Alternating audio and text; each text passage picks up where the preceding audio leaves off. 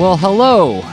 Thank you for downloading, listening, and watching the Lean Into Art Cast, a show where two visual storytellers get together and cheerfully but intensely discussed? Oh, was that a Freudian slip? we talk about various visual storytelling topics, making things, thinking about making things, designing things, and then the lifestyle that surrounds this stuff we call visual storytelling. We think really hard about it, so you will too. My name is Jerzy Drost. I'm a cartoonist and a teaching artist. The other host is... Hi, I'm Rob Stenzinger, a user experience designer and game designer. Good to see you again, Rob. It's great to see you, Jerzy. What are we talking about this week? What visual storytelling topic could we possibly have for our 223rd episode of the show?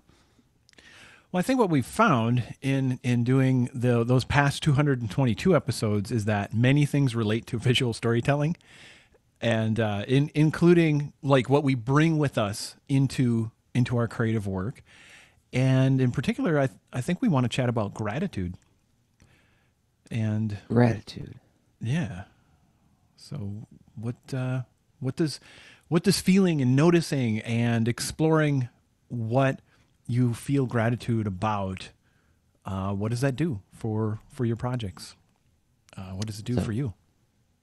Yeah. What role does it play in the thinking about the work, and then how does the thinking and reflecting on it change the work? Yeah. I mean, it sounds heavy. It sounds like, wow, that's a... Yeah, this is going to be an episode where one of us word. cries at some point or another. Is that what you're suggesting? No judgment. This is a safe place. If that happens, I would understand. If we tap into a vein of, no, I don't know, right? Maybe you never know, but it just, it's a big word. It is a big word. Because we talk about service-minded and whatever. It sounds all like, I don't know, regimenty, discipline-y, and how does the...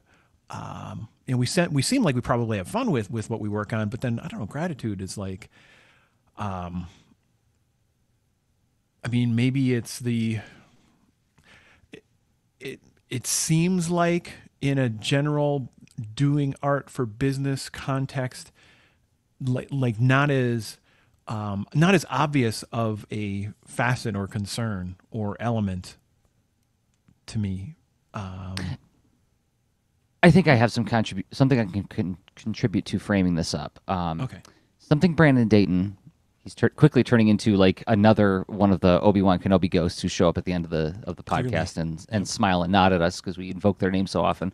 But Brandon Dayton has a fabulous YouTube channel with lots of essays on art making, and in the one where he talks about, I've referred to this one a lot because it was an especially good talk that he did on pricing one's work, and he talked about the complexity and the dynamics that are at play when trying to figure out how to price your work. And he said, well, let's face it, art making for most of us is not a terribly dangerous job. It's not like coal mining. It's not like being an ice fisher, like a person on a fishing boat in Alaska, right? And it's a job that a lot of people want to do. It's considered like one of those dream jobs, but it's also really hard. It's also very challenging, difficult, and also it's like I just did a talk at a high school about this. I'm like, you have to learn to be, you have to learn to live with a lot of uncertainty. Uncertainty in the way of like, how are people interacting with this? Is it making me any money? Is this thing sustainable in any way? Am I getting signals from the world that the world even wants this thing? So it is super hard, and we can forget sometimes that this is comparatively a very desirable and safe thing to do, comparatively speaking. Also, when we're lost in the thick of it and embroiled in all of the different frictions and complexity of making things, we can forget that there is a kind of a privilege in interacting with the world through your work and affecting people through your work, right? And so as you and I have both expressed many times on the show, this idea of like reflection and how reflection helps us understand our work more deeply, or gives us new avenues to explore our work, and helps us contextualize, what we put into the work and how we're engaging with the work and how we're managing the work. I think this gratitude is like one of the knobs in that reflection, switchboard that we can focus on for a minute to say, like, well, what happens when we look at that one more closely? Totally agree. And I think the setup I was attempting and exploring was maybe it's just a total straw person, right? Where does it maybe it's just not as talked about as commonly that I notice, right? But I clearly I believe in it, because when I do journal, and let's say I go like a week or so and I don't notice that I'm capturing things that I'm particularly appreciating or thankful for or whatnot, I try to switch that up and make sure that I am tuning in, because there's a, I think, in both proven through research and also an intuitive connection, where if like noticing the benefits of going through the challenge of making stuff, or even making trade-offs, like you described the ambiguity that comes from going the fully independent path, right? And I have gone multiple paths through this. So I've had my creative projects mostly be a side gig, be my main gig, and then be a side, back and forth, right? Throughout the course of what one might say a career. A career that with that many twists and turns, it's hard to, I always think when people say career, they're like, it's a road that goes this long way, but it's really straight and it just goes to the horizon. Yeah. That's not what my map looks like, but, but yet I am very appreciative of having the ability to self-fund and explore ideas and dig into, different creative disciplines and try to make a trade in it and see what the world reacts to and whatnot. So like having, I think, let's see, different trade-offs and challenges, but I can really, appreciate not having some of the aspects of being the fully independent and whatnot too, even though I do still consider it and think, well, gosh, how could I set myself up to be in that position again? But anyway, so nothing very definitive there, other than I think highlighting that we're hitting this from a few different angles, but even still, there's a lot of common ground. So Yeah. All right. Well, then let's dive into it, shall we? yeah, let's go for it. All right. Well, then cue the music. So, I know one thing I'm grateful for. first part of the show where we talk, typically we do like what we call on the ground, where it's like, what does it look like to engage with this topic? And so, what are some things that you and I happen to be grateful for? And then maybe we can dig into like the how the gratitude thing changes the work in the second half of the show. Do you want to start, Rob? Okay, sure. There's this, I feel it's a combination of privilege of circumstance and of makeup, right?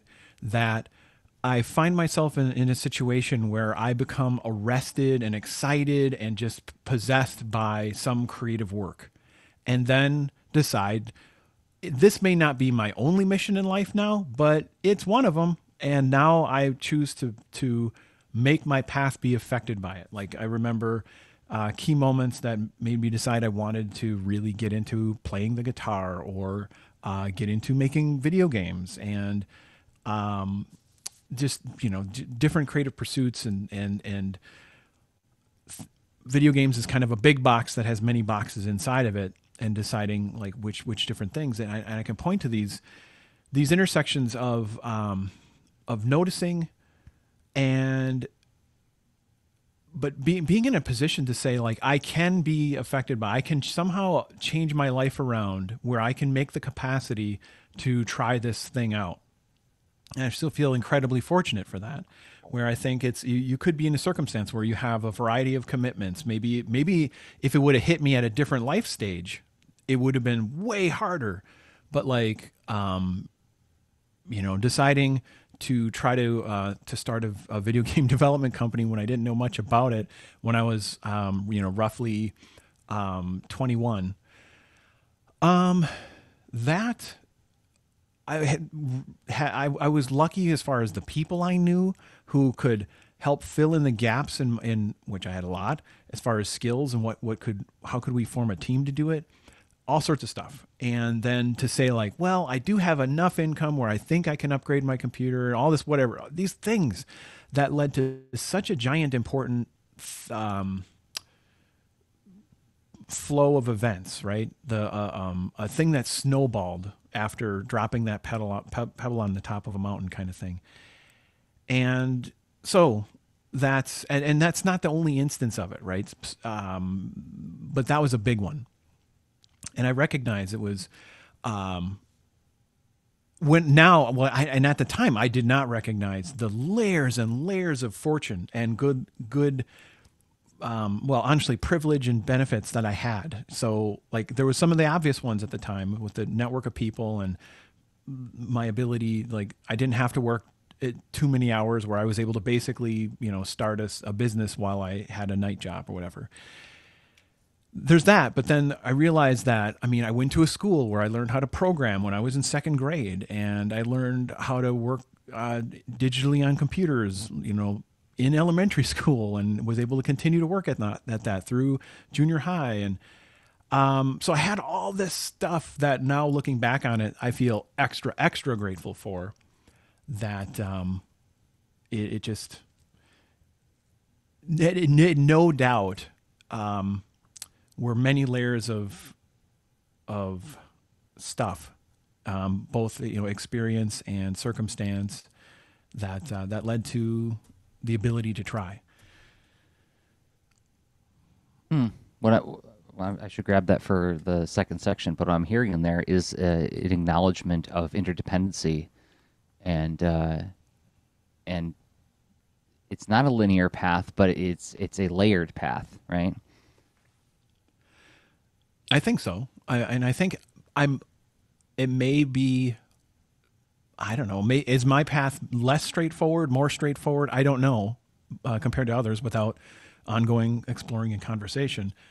But I do appreciate that layeredness and interdependency more than I had when I started.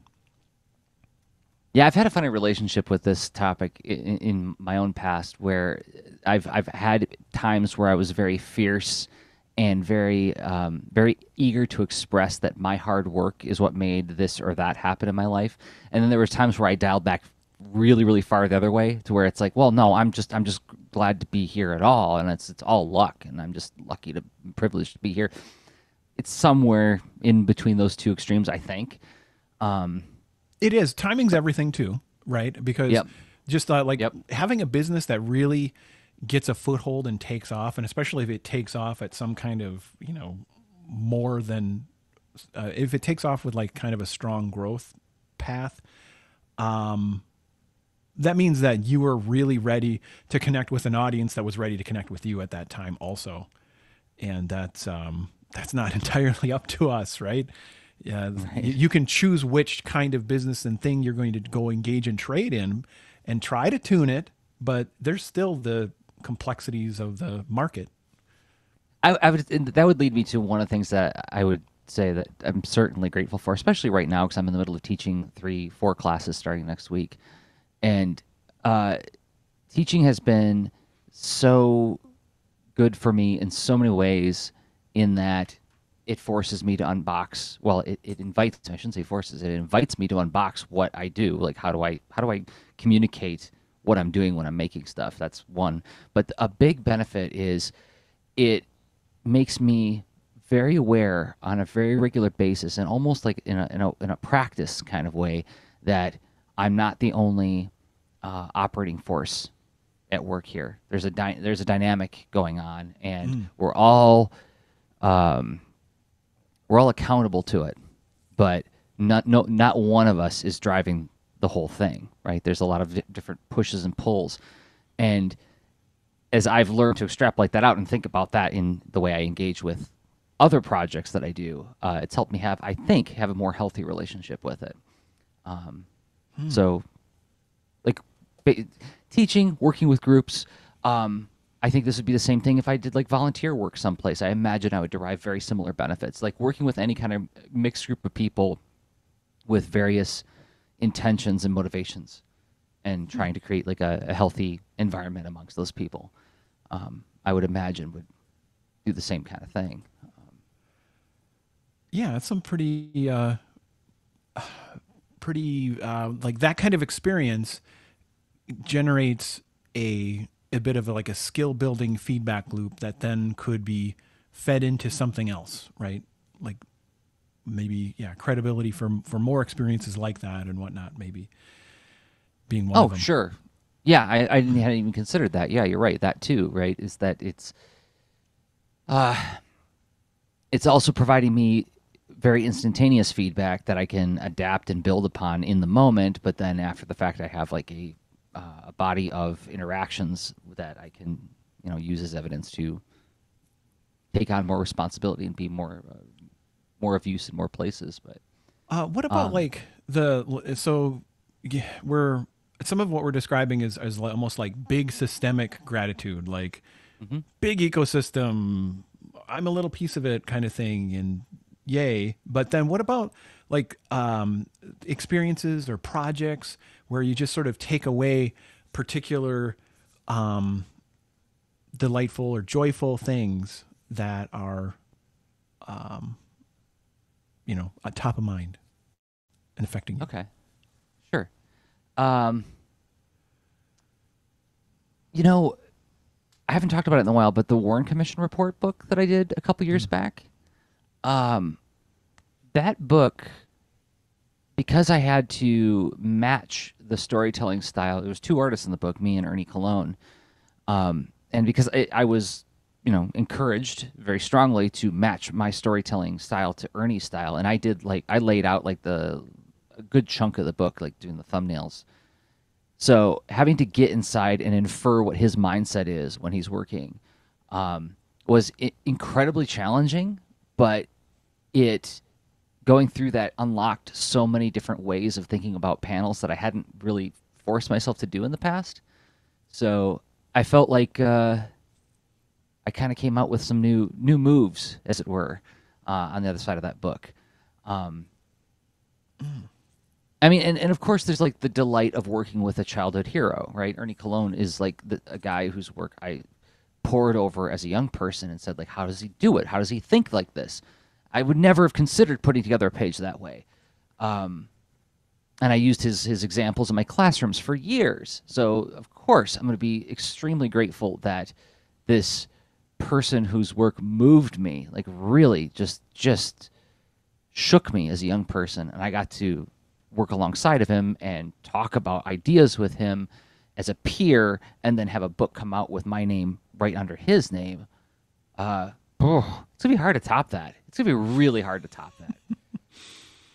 And I don't think I reflect on that enough. I need to kind of touch base with that every once in a while, just to remind me of, because like maybe we can dog ear this for discussion in the second half. Like, I don't know about you, Rob, but it is really easy for me to lose sight of a lot of the good stuff that happens in these experiences, and get discouraged when it gets like really ambiguous or complex or frustrating, and I'd be like, I'll find myself falling victim to that notion that well, I'm a grown up, I should have this all figured out by now, Oh, So, yeah, like let's totally dig into that. And I feel it so much when you describe that, and it's the thing where that's why this I feel like I want to disclaim, but like seriously, one of the reasons why I so wholeheartedly endorse the idea of doing some kind of reflective practice is because I don't always feel like short-term memory is my friend, because it's easy to lose sight of lots of stuff, lessons and ups and downs, and then those particular moments, like you just. And even if I didn't capture like a moment like you described explicitly at some point in the past, the ability to go back at it and look has a chance of going like, oh, wait a minute, new perspective. That was on its own amazing. And I don't want to forget that. And now I've got a new memory about an old memory, and short-term memory isn't my friend, so I got to write it down.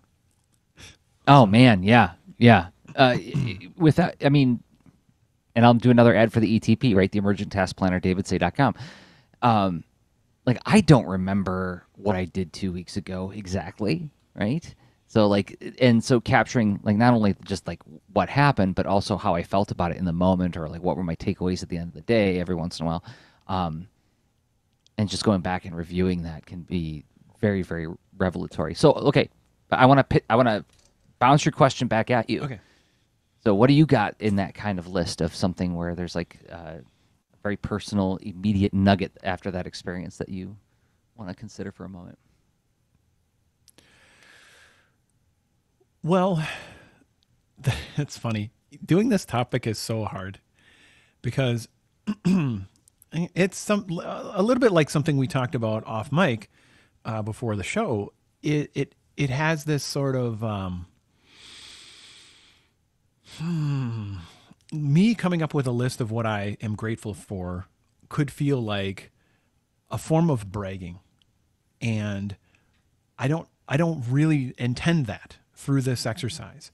Yet I think by modeling and going through the exercise and navigating the natural discomfort, it's saying that there's something worthwhile by doing this. And it isn't about saying, I don't know, something, fist pumping and exclusive that I would feel good about, even if it were exclusive. So honestly, big thing for me is just the family that I have grown. So my life with my wife and daughters, it's lots of work, but so rewarding. And the kind of person I feel like I am, and I wish to continually work to be. I'm better everywhere because of them. And that's I feel that a lot, and I feel it not in moments when siblings are arguing and what have you. Those are intense, and you got to work through that, and find strategies, you navigate it out. But like there are many, many other moments where it's like, this is so great. How did this even happen? It's so great. And thankfully, it's like a lot of people, I have a smartphone. I take pictures, and that helps a lot with saying like, well, what did we do this weekend? Oh, that was awesome. We went to this hands-on maker museum thing, and we laughed when the car I built fell apart, and then little so fantastic moments and memories that come from that whole thing, the system of a family. Yeah, it doesn't get much more immediate than that. Yeah. I know this is probably mostly, hey, lean into art. It's our creative projects and stuff, but I happen to do a lot of creative projects with people I know and like and work with. So in a way, yeah, I do. We do creative projects too as a family. Well, I mean, we can't not talk about that, because that's the stuff that fuels the art that you make, right? They don't exist in a bubble, right? At least I would hope not, right? I spend probably an unfortunately large amount of time trying to direct my students toward emotional memories and experiences, painful, positive, whichever. It's like feeling embarrassed, feeling proud, feeling scared, feeling brave, feeling in love, feeling like you're really annoyed with that person, and pointing them out like that information is like the signals that are telling them what they want to write about. Because like when we're making stuff, I know I'm guilty of this. You want to be so clever, you know. You want to find that clever thing to put in the work.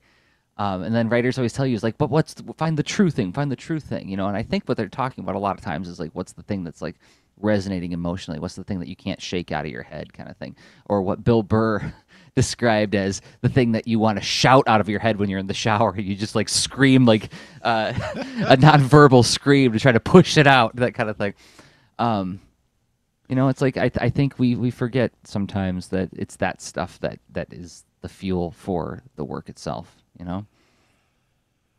There was a particular moment that, like, so when you visited, where I live. I mean, we hung out, right? And I shared some work in progress with you, and you had these incredibly insightful reactions to the thumbnails and some of the character designs and whatnot that were they were hugely influential. Like, it was like a 5 minutes here, 10-minute there, and all, you know, didn't take up this giant arc of time, but like those moments were just incredibly helpful, and I'm very thankful for it. I feel like it's just all this clarifying benefit that I got from just that. To be fair, it's perspective, right? It's easier to stand out on the outside of something and go like, well, there's where the holes are. When you're sitting in the thick of it, trying to cut your way out with a machete. But thank you. I mean, I'm glad I could be of service. Cool. Hat tip. Yeah, and I feel like if we were going to stay on this topic of like the interaction between different players, Okay. I feel like in recent years I have been, for the most part, in a much healthier place with regards to my collaborations, my the creative people who I've, you know, surrounded myself with. Or I shouldn't say it that way. I have been fortunate to find myself surrounded by. It's both. It's, yes, I guess there's gravitational forces on both sides, right? But yeah, to be around people who all have. Casey Van Heist once said this to me, and it was just, oh gosh, it was such a great recentering sentence. It's like, I don't care terribly what you're passionate about. I just want you to be passionate about something, and be able to communicate that passion. Obviously. There's some things that are it's evil to be passionate about certain things, but we're talking about like things in art for the most part. A little imagination factory is like, okay, I'm going to take that fact and make it terrible. Yes, now it's the leprechaun sitting on Ralph Wiggum's shoulder. Yeah. No. But like, I found myself for the most part surrounded by people who all have something that really drives them and motivates them, and they can speak to that fairly okay, you know. It's incredibly invigorating to be around that, and it only took me 20 years of working in an industry to finally get to the point where I feel like, oh yeah, everywhere I look, it seems like there's somebody like that within arm's reach. But yeah. Because you know, it's not to compliment by putting down, but there are a lot of people who get involved in any industry for a variety of reasons, not necessarily the ones that you got. You know, when I was starting out, and I was like, well, everybody surely they're doing this because they just love comics the way I do. And you find out, oh no, that's not why everybody's here. So yeah, that's. I mean, your relationship with your reasons changes too. That's true. Well. Yes, and some of the reasons become more refined as that relationship matures, right? Sure. Yeah, clarified. And so, how interesting. What about so I was grateful for. This is still like we're like 31 minutes in here, and I'm just as uncomfortable as when we started. I thought, this is gonna get easier. Nope, it hasn't. Well, okay. Do you want to dial it back and get a little bit more abstract for a second? Will that make it a little bit more cozy? Sure. I have a diagram.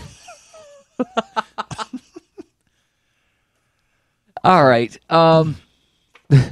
We yeah, we didn't even get through like a third of our lists of things, but you know Pick what? one that you want to save. We're running out of the building. We're like, hey, wait a minute. Don't forget this. We're not running out because the building's on fire. We're running out because we have a concert to get to, right?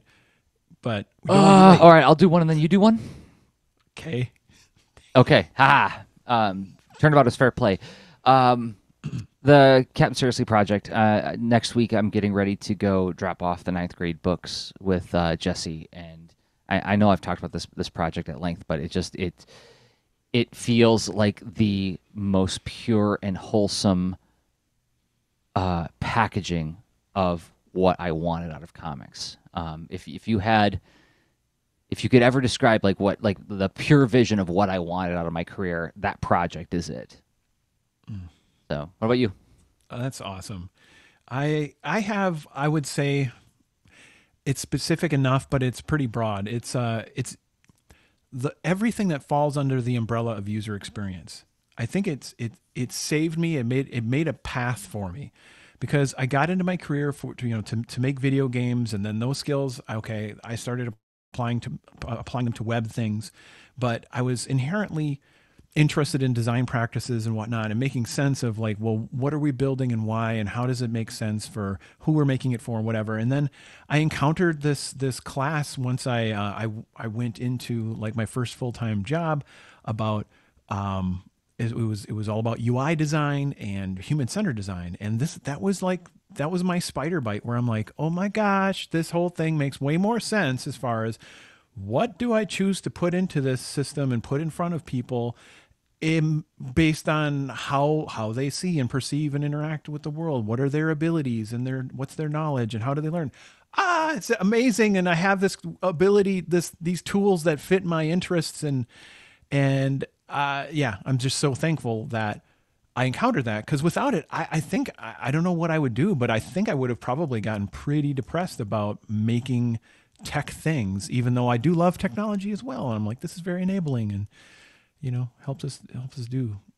There's something about kind of cracking the code to the magic that's underneath the thing that's affecting you, that suddenly when you realize what kind of power you're playing with, right? Not to quote the old 80s Nintendo ads, but like something I talk about in my classrooms, and I know I've used this language on the show before, but like I do this example where I write like a line of dialogue 3 times and I have the group read them, and they read them the same each time, and then I'm like, all I'm going to do is change the shape in the line and watch what happens. And then I put a smooth balloon around the first one, a jagged balloon around the second one, and then like a drippy, slimy balloon around the third one. And I say, in other words, I change the shape and the line, and you hear different voices in your head. If that's not magic, I don't know what is. And I tell my students, like, this is the power that you're playing with, everybody. You have the ability to make people hear voices just by changing lines. That's incredible. Like, don't disrespect this power, There's something that feels like just so invigorating and electrifying and liberating. Like, you just see, it's like that, it's like a Lawnmower Man where you can suddenly change reality. Lawnmower Man. Totally worth picking that over The Matrix, I guess. It's funny. Oh gosh, that was a bad movie, and it was so bad. Like, that's one thing I didn't journal. That I let my short-term memory carry that trash out to the curb, and it's gone. I love invoking it because it for people of our generation, it does cause that wince. It's like there's that flash of memory, like, oh, I haven't thought about Lawnmower Man in like 20 years. Oh, I'm thinking about Lawnmower Man now. It's rough, very rough. But okay. So how about in a minute and a half we talk about how gratitude changes the way we think about the work? Let's give that a shot. Okay. So in a minute 30 seconds, we're going to talk about the more abstract aspect of why all this gratitude stuff. Is this just like a way to like calm the mind and think about like scented candles and relax, or does it have more profound effects on the way we think about the work? At least from mine and Rob's reflections and perspectives. But before we talk about that, we got to thank some people who make this this podcast possible, and that happens to be the folks who support us on Patreon. Patreon.com/leanintoart is the address. And what is it? It's a way for you to give us a monthly upvote. You can pledge $1 or more every month to say, hey, I believe in you guys. I believe in the work that you do. And we want to thank 5 people who have been doing exactly that. First up, Nathan Siebold. You can find Nathan on Twitter at N_Siebold, Seabolt. Thank you, Nathan. Esprit Devra. Thank you, Esprit. You can find their stuff at We Are LA Tech on Twitter. And then India Swift at Old Swifty on Twitter. Thank you, India, for believing in us. Miriam, we don't have your Twitter handle, but we can say your name, and thank you personally. It means a lot to us that you believe in us and the work that we do. And finally, Kim Holm at Danungaherholm on Twitter. We'll link to it in the show notes. If you want to join them, you can go to patreon.com/leanintoart, where you will find all of the shows that we make, including the extra leans, the shows we record in between the episodes where Rob and I just riff on a topic, and then that post becomes an open mic post for you to talk about whatever you want. The latest episode, we chronicled a heinous experience that I had where I lost my emergent task planner. I left it in a public place, and I didn't know what was going to happen next. You can find out for yourself by going to patreon.com/leanintoart. We thank everybody who has been supporting us there. It means a lot to us. And we do. And by the way, those extra lean posts are for patrons only. So just so you know, only for patrons. But yeah, you can join in at patreon.com/leanintoart. And as Jerzy said, right. Thank you.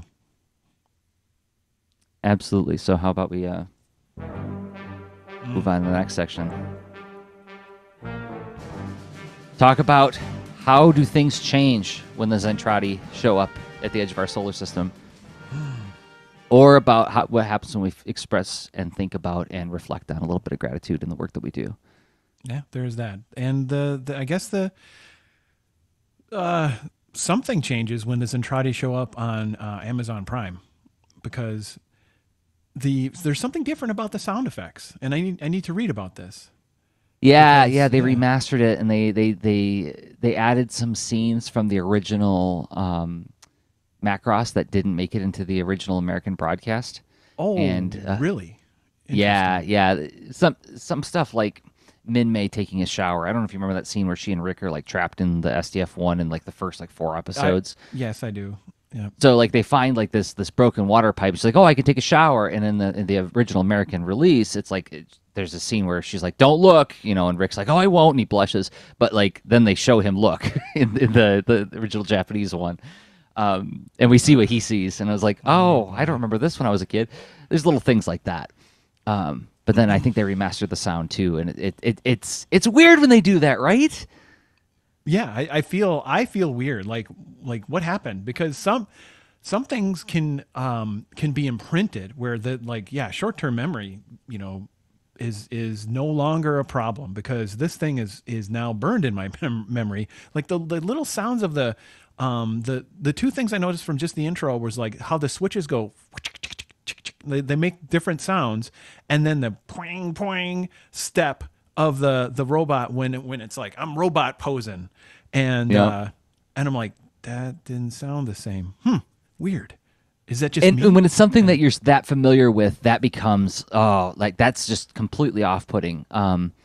There was a Rhino release of the Transformers original series DVDs, and they did the same thing where they just like, we're making it better, so when something blows up, it's really gonna be loud now. And I'm like, oh, this is not matching my memory now, and it feels off and incongruous. Anyway, yeah. All right. But certainly have gratitude for Robotech. It was very influential.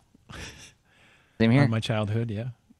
Recorded it on VHS every time I managed to correctly program that VCR.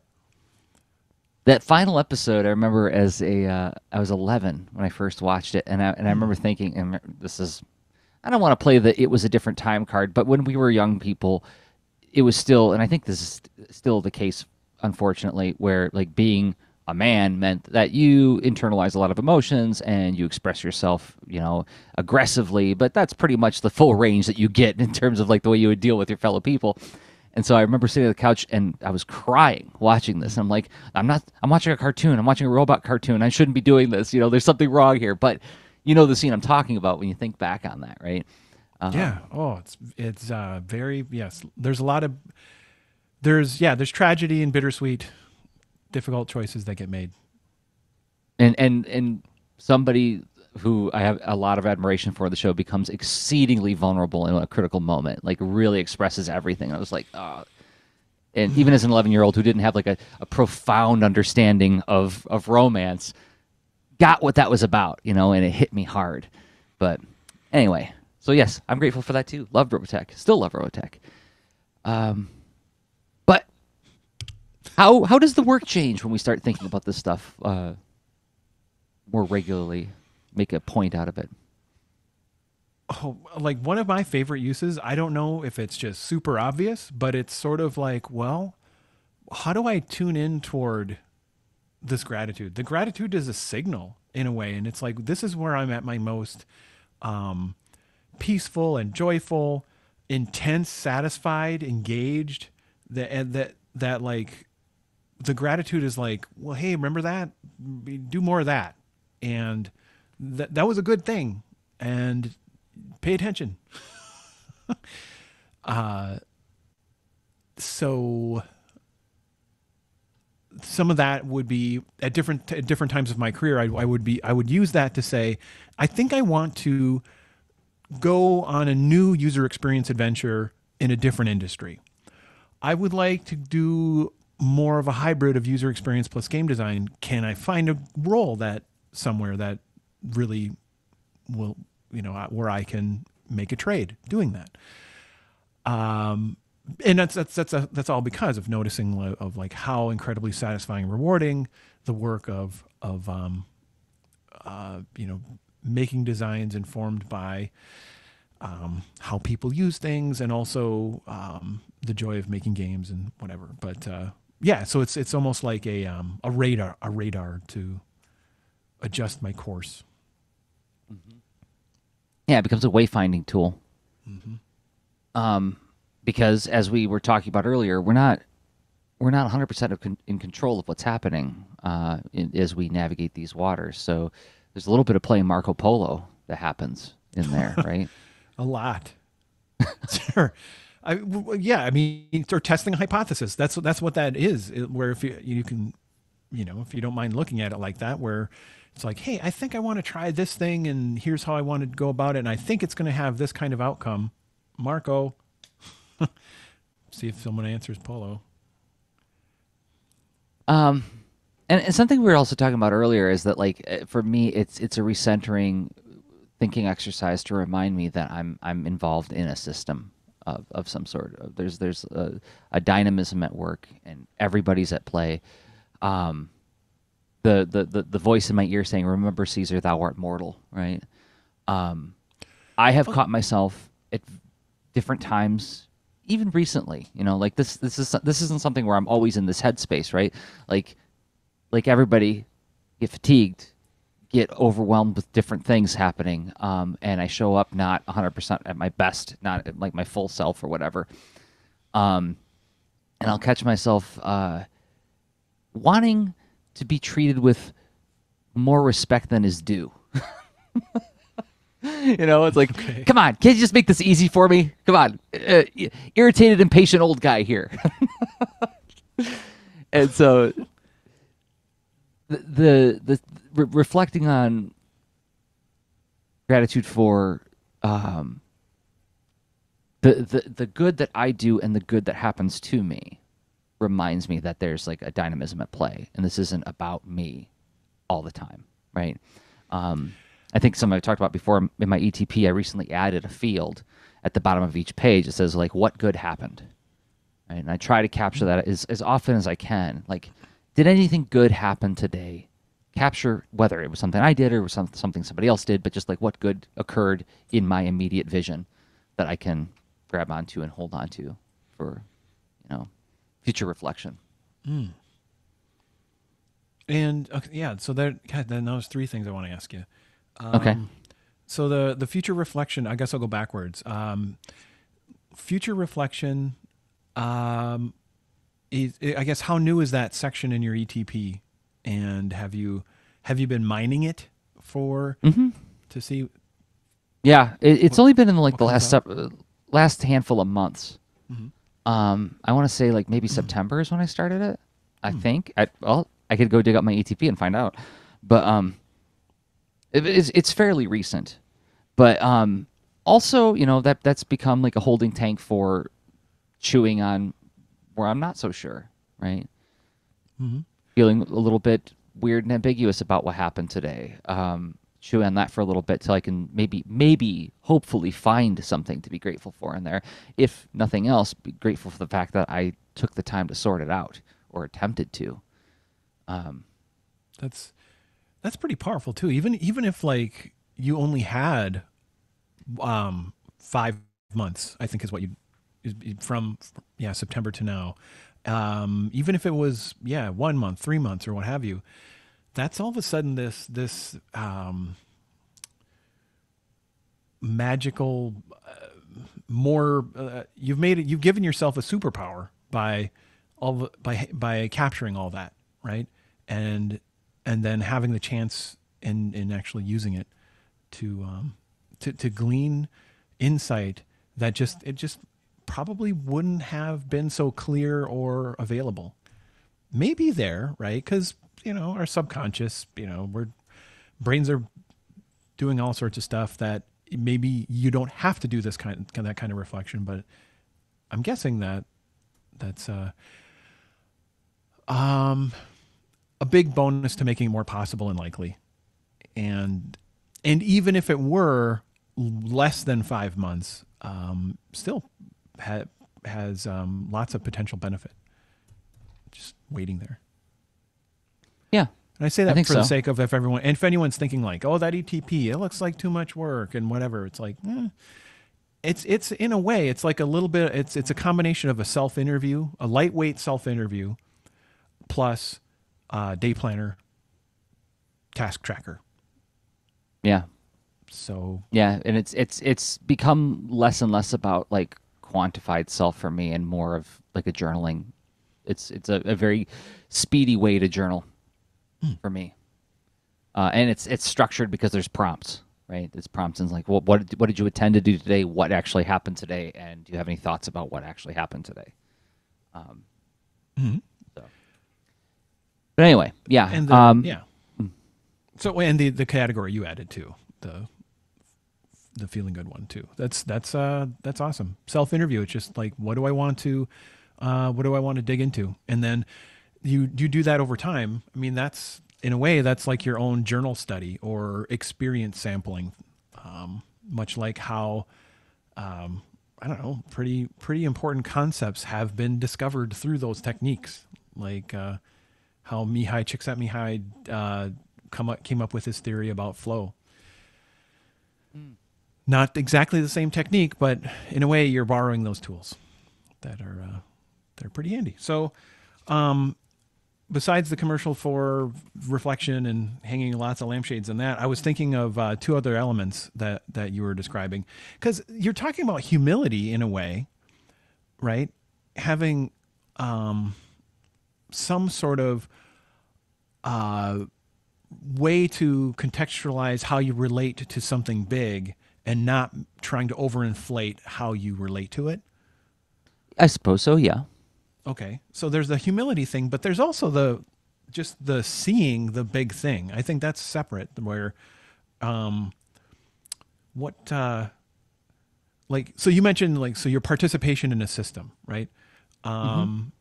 Like is there anything where you step back and you're seeing that big adventure map in Lord of the Rings or whatever? I mean, I don't know. What does your system look like to you as a big picture? Oh, yeah. So I would not describe it that way. Come to think of it, Okay. when you put it that way, it's okay. So I grabbed a quick note while we were talking about when you said, this potentially bragging, but my family is one thing I'm grateful for, and I was like, why would that be bragging?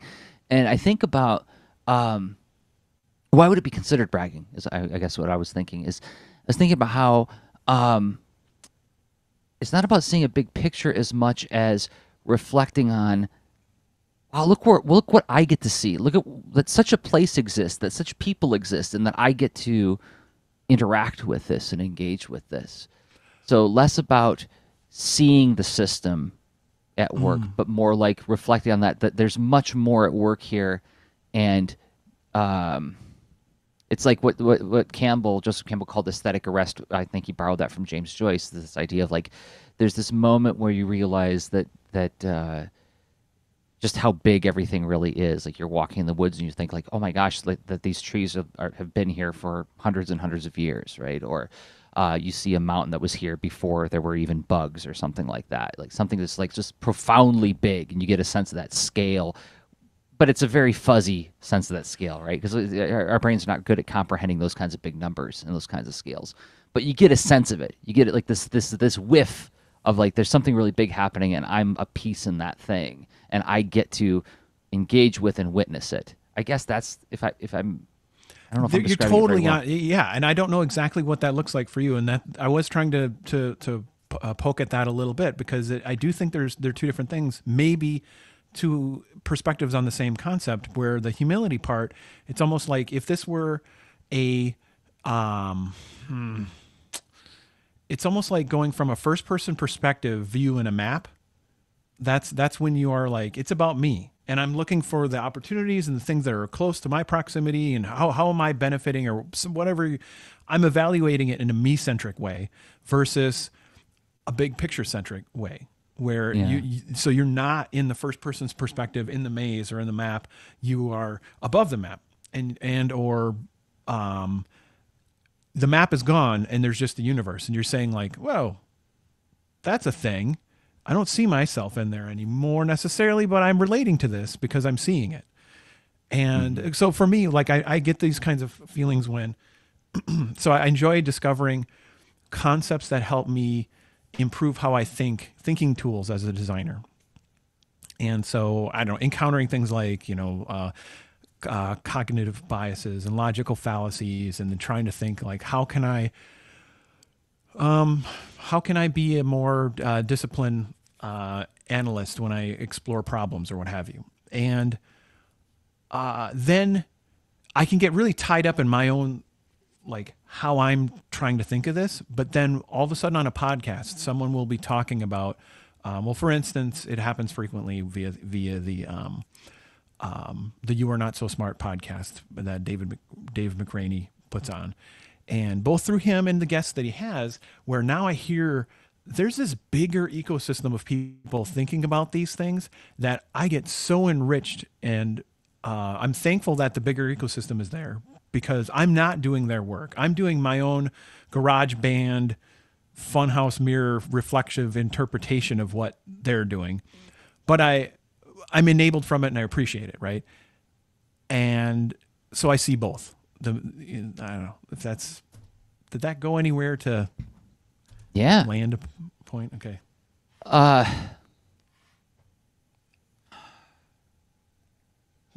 reflecting on where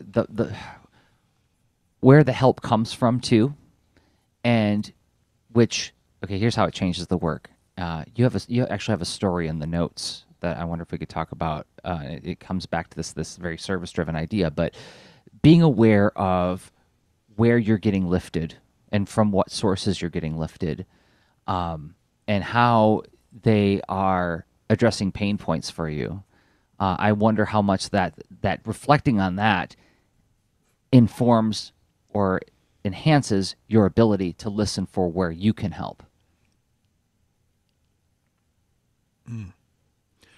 I think so because you can explore the mechanism. Well, you could just show up in the place where you felt that benefit and just try to be helpful. That's what I Yeah. did a few years back. And I had this goofy, like, I always have an urge when I'm doing a task that's very manual, and I think there's a way the computer can take this off my plate. I try to make the computer take it off my plate so I can move on to other things.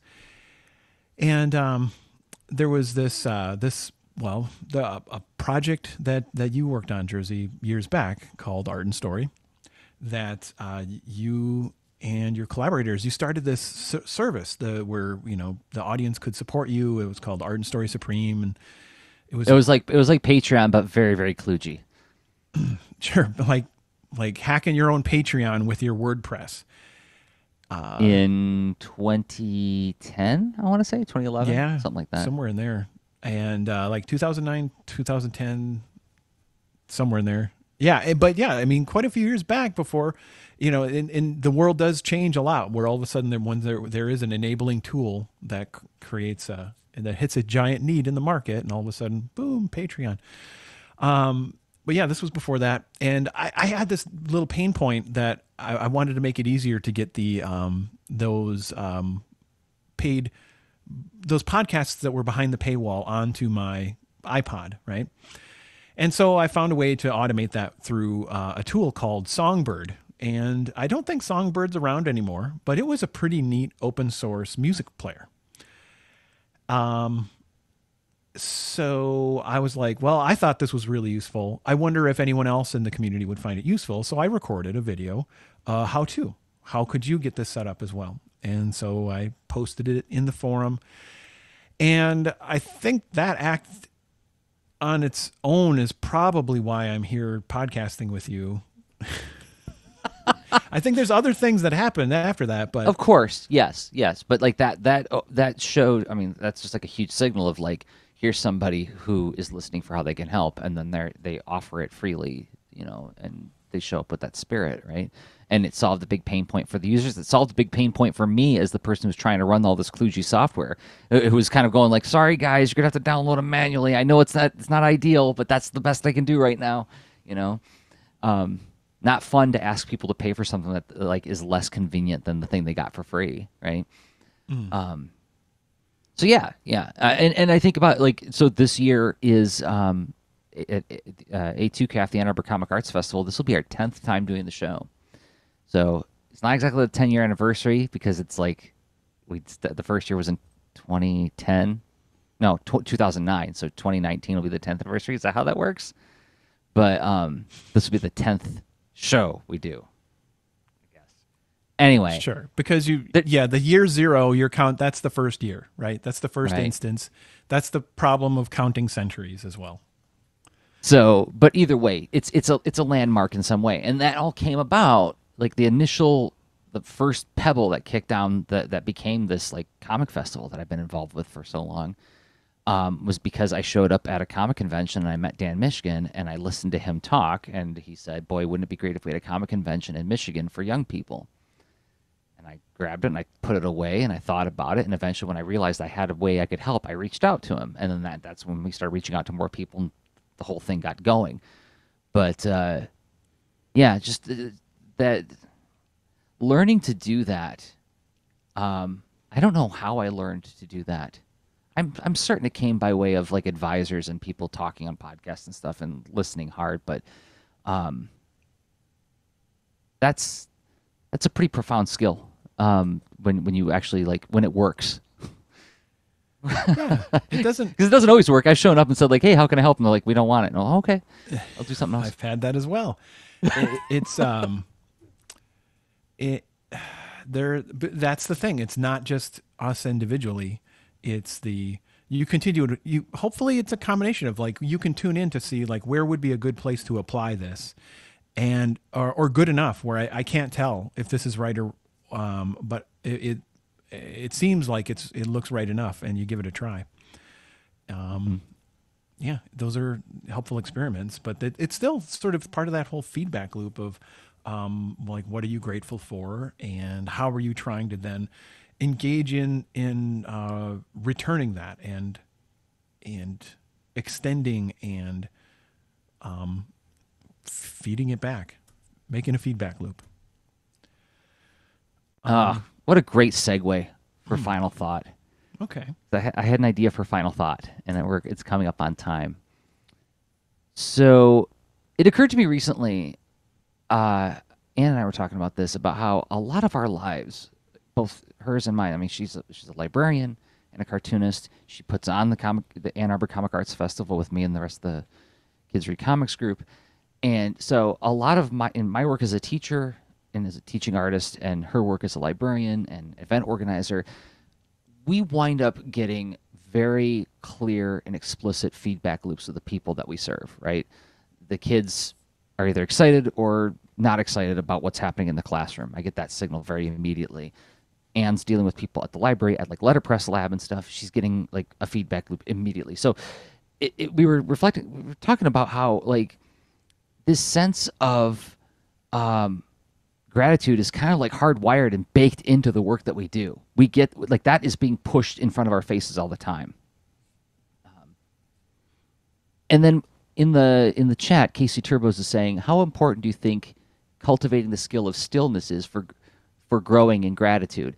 So like, yeah, this raises the question. Like for somebody who doesn't work with the public, who doesn't work with like volunteering organizations, who isn't like getting that immediate feedback loop that you mentioned earlier, how might we think about introducing more ways to introduce systems to generate gratitude in our lives and work? What do you say? You want to do that one for our final thought? It sounds lovely. Okay. Well, it sounds appropriately challenging and fiddly. So it totally passes the final thought inspector line. So let's go for it. Was it Inspector 12? That underwear inspector in the 80s? That's true.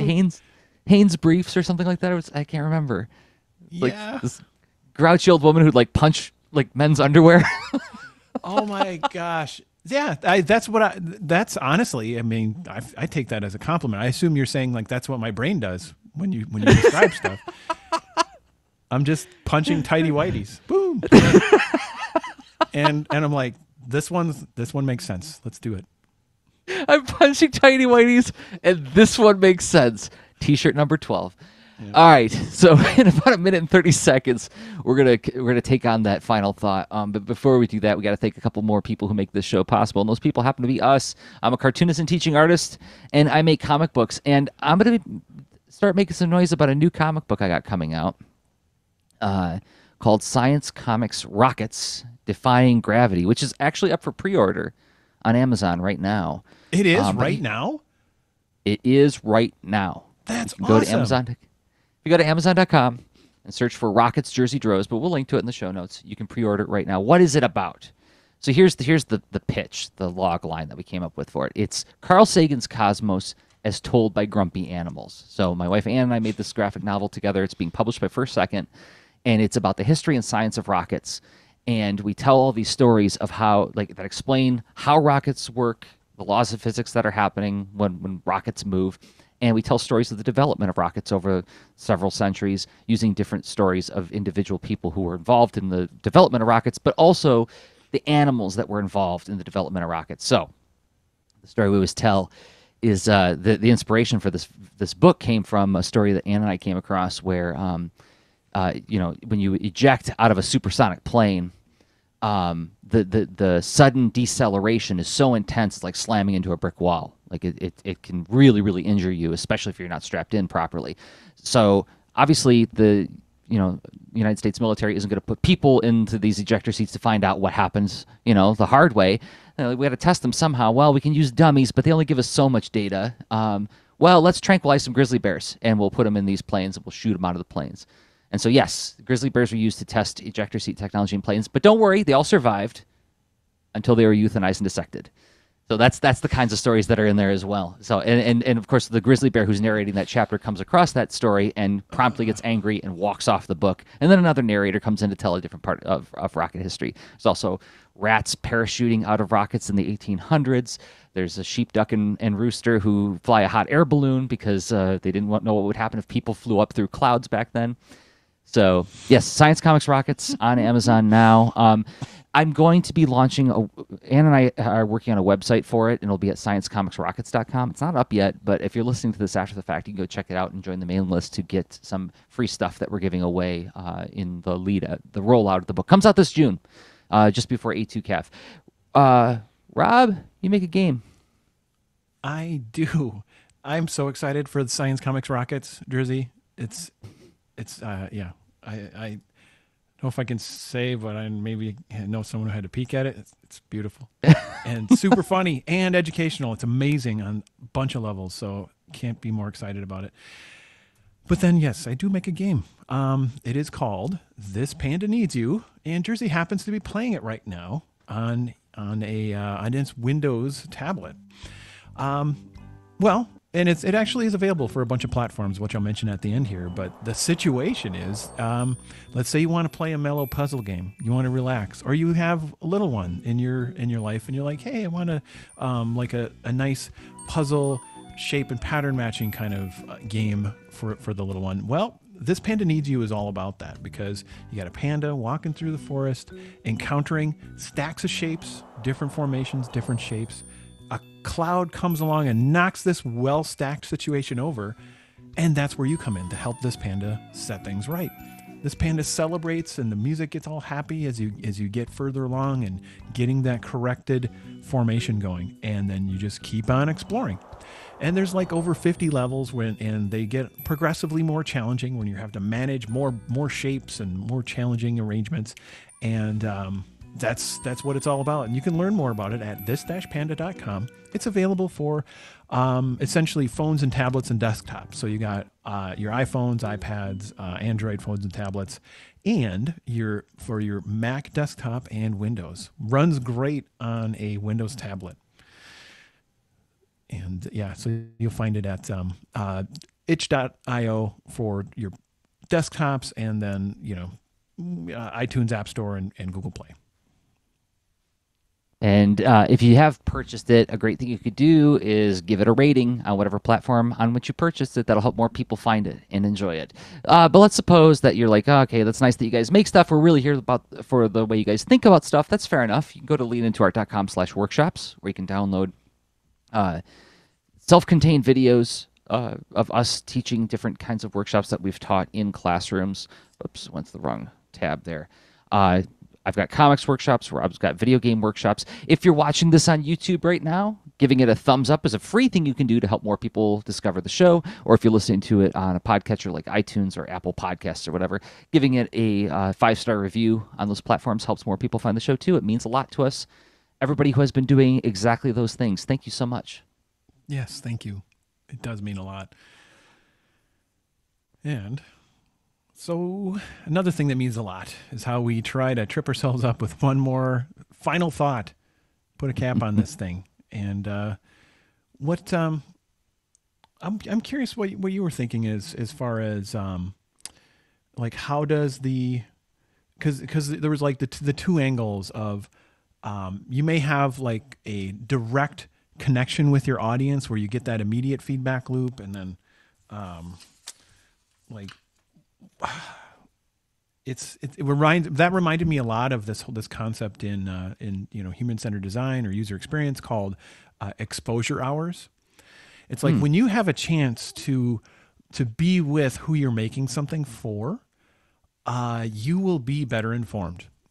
You will get out of your own head and be able to inhabit the world and situation and needs, circumstance of someone else far easier than if you are just not involving them. And that's where the whole that face-to-face connection in a sharing your creative work situation, getting that immediate thing, reminds me a lot of that concept, and it's powerful. I think that's a major part of making things is not knowing how it's being received and not getting so much of what we make. I mean, we've been highlighting a lot of positive things that have been happening in our career, like moments where we get that kind of interaction. But pardon me, there's a lot that doesn't get interacted with, right? And it's if I didn't have teaching, if I didn't have that one-on-one interaction with kids all the time, I don't know how I would feel about the way my work is interacted with. I mean, we get lots of really awesome feedback from the LIA Cast. There's like the social media thing where it's like, oh, I got a lot of thumbs up on that drawing and stuff, but that's still kind of, it's direct, but it's still abstract. Like when you think about thumbs ups and things like that, right?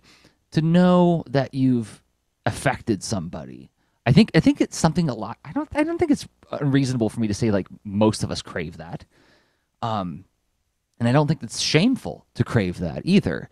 So I think reflection, yes, reflect on the things that are happening around you, and I bet you can find something in there that would be worth considering, and you'd be like more alert to those signals. But then also, it's like I think about like, are there ways for you to, even if it's not with your art, if there's ways for you to do like volunteer work or something like that, where it's like volunteer at an animal shelter or volunteer at some kind of local do-gooders group, so where you're getting some kind of instant feedback to remind you of the things we've been talking about, like you're part of systems. There's a lot of different dynamism at play, and in some way or another, I'm getting this reinforcement that yes, what I do affects people in some kind of positive way. That's interesting. So yeah, you can be of service in some place, even if it's, I mean, any kind. It could be your day job also, and then I mean, Yeah. you carry these kinds of interactions and experiences with you that can inform your creative work, even if it is a separate thing, a separate entity from this other effort. To have the benefits of not working in full isolation. Um, but let's see, there's there was the stillness aspect too that you added on to that with that Casey Turbo's mentioned in the chat. Hmm.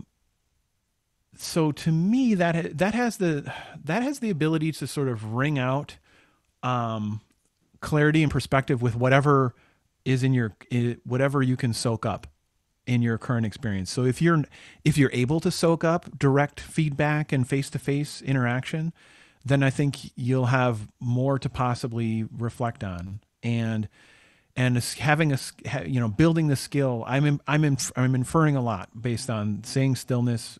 To me, sounds like potential, things like practicing forms of disciplined thinking, mindfulness, reflection, all that.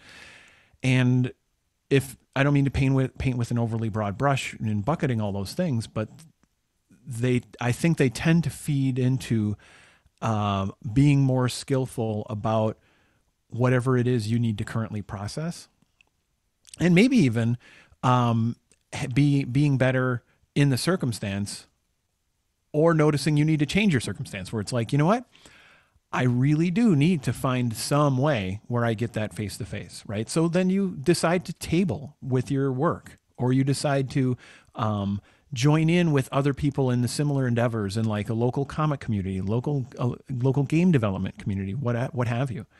And even if it is, far away or infrequent, something above nothing is a huge difference.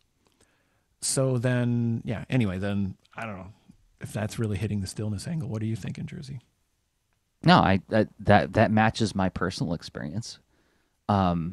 Disciplined thinking, mindfulness. When I first dabbled with meditation, a lot of my meditation was not the sitting in a posture and doing focused breathing, but was going on quiet walks by myself for like an hour and really trying to just not, thoughts happen, you can't stop it, that's what brains do, but like trying to be mindful and noticing things around me, like paying attention to what's happening around me. And I remember there were some, like, when I did it a lot, there were these breakthrough moments where it was like that kind of that such a place exists kind of moment would happen. Mm. And it didn't have to be anything. It didn't have to be like, oh, it was a crisp autumn day and there was like all these yellow leaves falling down. It was just like this very prosaic moment, but it was like, oh, I'm noticing it now, which then had that effect of making me more mindful of other moments. Made it easier for me to get to that point, if that makes sense. Mm-hmm. Practice. I think Right? yeah, it's a difficult thing to transmit as an experience, because I think it's like, what aspect of that skill are you building? Your experience is going to differ than others.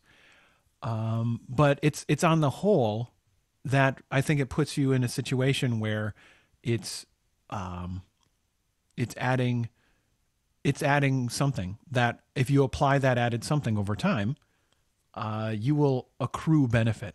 So if it's about choosing not to do something for your project, choosing a different project, getting in front of people, if there's those little things, those are all experiences and experiments that uh, layer upon layer create this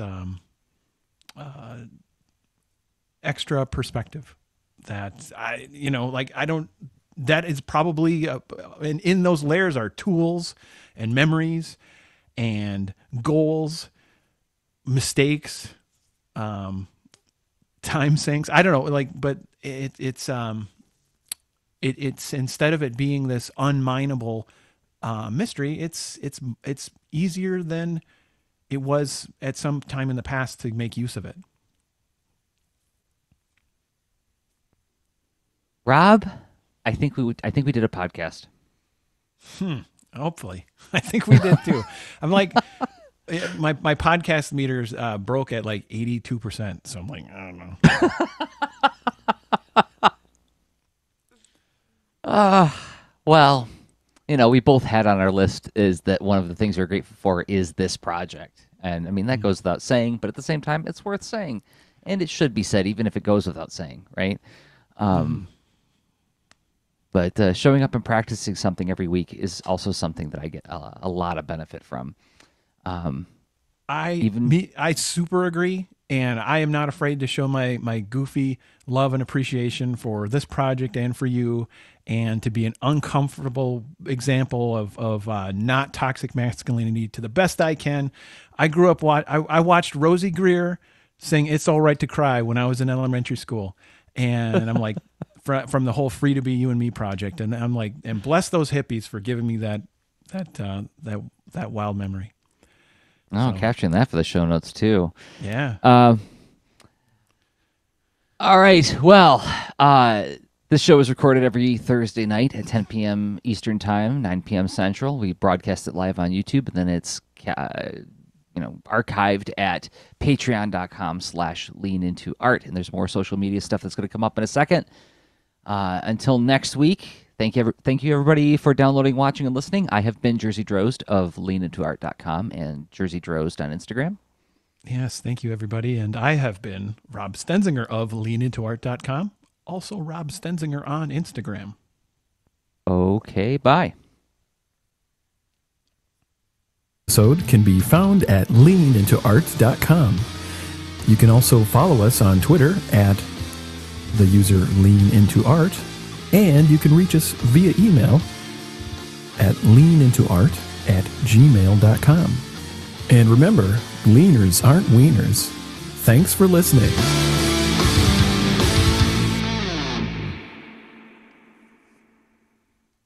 One of these days, I'm going to remember to pot up the audio just before the end of the show in between this Panda demo. I always turn it down. Whenever I admire your skill in that role, because whenever I'm doing the technical direction, I'm whiffing it like way more often. So thanks for doing all that. Thanks everybody for watching. We're going to shut off the stream. Good night, everybody. Thank you, everybody, for being here.